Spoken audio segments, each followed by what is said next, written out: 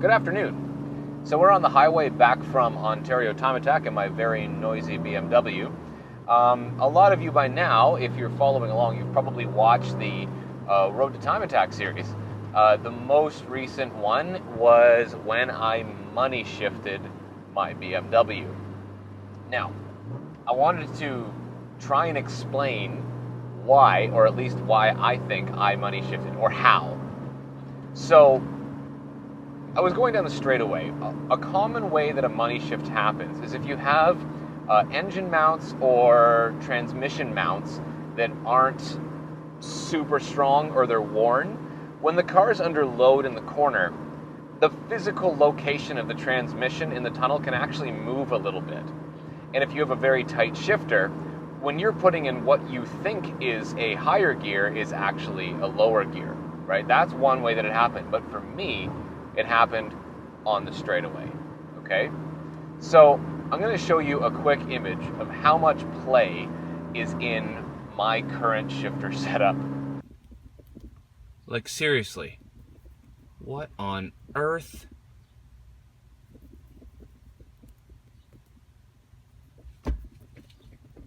Yeah, so you're probably asking questions right now like, how could you be so stupid? Why is your shifter like that? Why did you not make that a priority?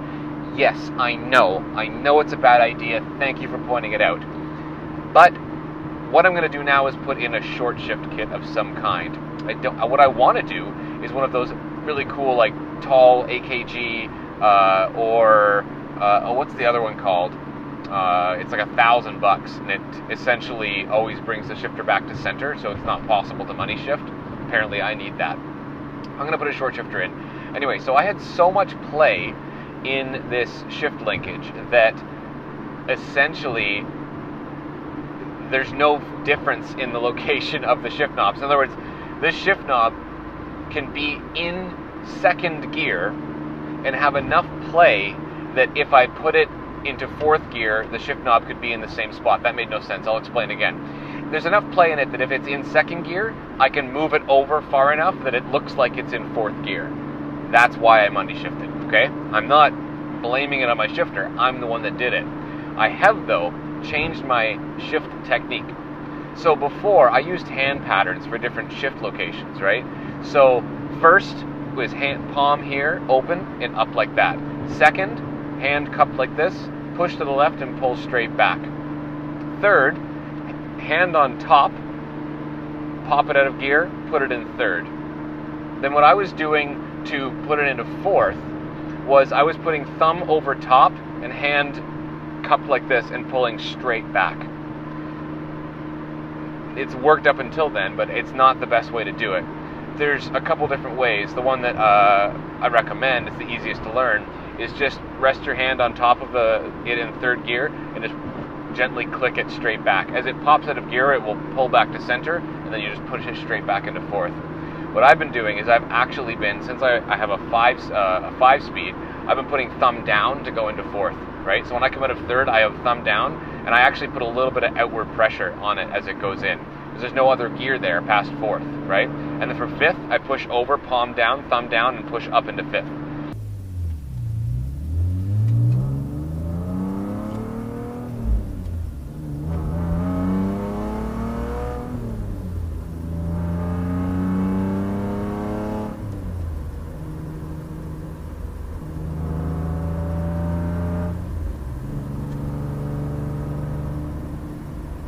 So that, I just was at DDT and there's a lot of load in the car there and I was able to shift it without really any worries.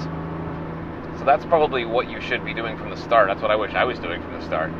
But now, I want you guys to go to town, go into the comments, and tell me what shifter you think that I should get, okay? So I have, there's a lot of options out there. There's UUC, there's doing the Z4 shifter, there's just maybe just rebuilding my stock shifter because that'd be better than what I have right now. And there's going full up to the AKG shifter. The problem with those really tight AKG shifters, ones that come up really high, is that you need to do your motor mounts and transmission mounts because they're so tight that there's too much play in the engine and the transmission.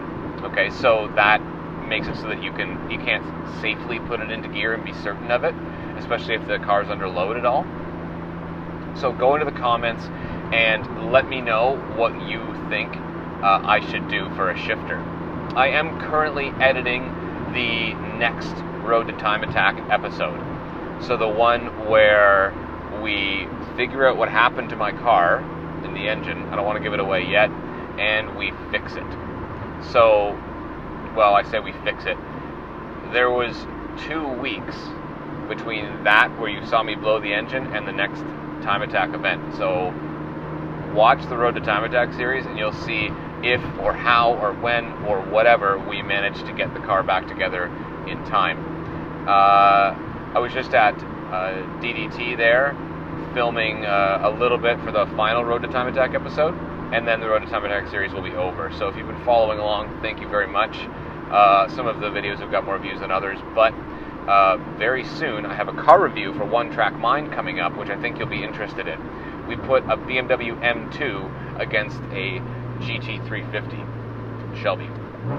That is a very good car. Actually, both of them are very good cars. But that's worth watching because it doesn't seem like an obvious comparison, but it is. It is a very obvious comparison, and you will enjoy it. If you like cars, you will like that episode. Good. Put it in the comments. You can write, "Oh, hey, TH, thanks for giving me the amazing chance to watch you completely screw up your car with a single shift." You can do that. You can say, "Here's what you should do to fix your car," or you can just type, "Ha ha ha ha ha ha ha," at me for being so stupid for having a shifter with this much play in it. Yeah. Put it in the comments. Talk to you soon.